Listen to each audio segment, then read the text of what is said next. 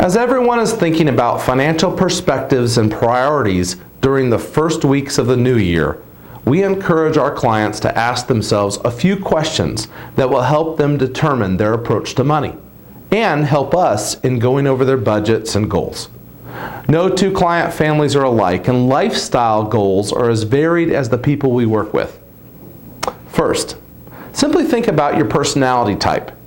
Are you more reserved or outgoing?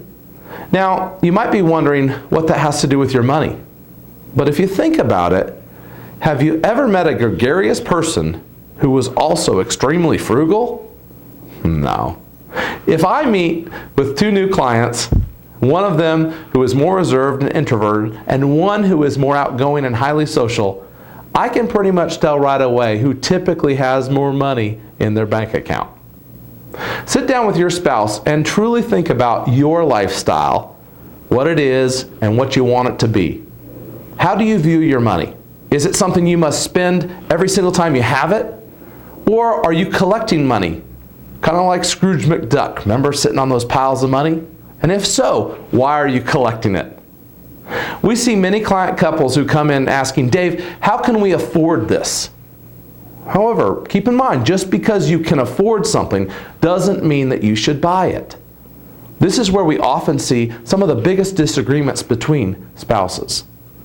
Ask yourself, how do you view your cars? Do you buy or lease? Do you buy new cars or slightly used cars? Do you buy a new car every few years? Or do you buy a reliable model and drive it as long as you can, right into the ground? If you drive expensive or fancy cars, is it to keep up with the Joneses next door, right? The other folks in the parking lot? Or do you truly enjoy collecting classic cars as a hobby, as I know some of you do? Remember, how you approach your vehicles will make a big difference in your cash flow on a regular basis. Next, think about how you view education. Were you the first college graduate in your family? Or were you traveling to different places within the U.S. and abroad, and trips to the public library your primary education? Do you want your kids to pay for their education, or would you like to pay for it yourself? We see many clients who value education and earning multiple degrees without lofty income goals. We also see those clients who believe in the school of life, and it never ends. Now, ask yourself how you view food. Is the experience of fine dining an important part of your lifestyle, or is cooking at home where you're most comfortable and convenient? Do you want the highest end appliances for your cooking projects, or do you entertain? And when you travel, do you seek out famous chefs' restaurants, or do you rent a condo and cook there? Keep it simple.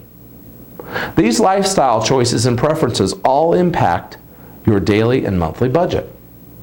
And finally, think about your housing. Personally, I could live in a 2-room house as long as they were the right 2 rooms.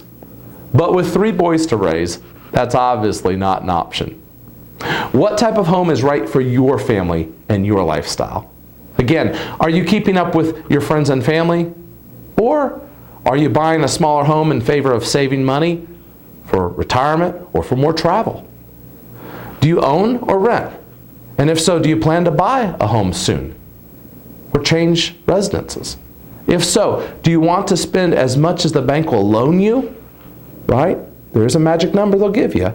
Or is a smaller house payment more in line with what your priorities are?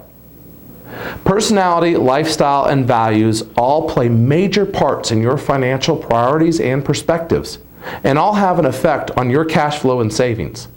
And our team here can help you establish a working budget and financial goals that actually align with your values and preferred lifestyle, whether it's your current one or the lifestyle that you envision way out there in the future.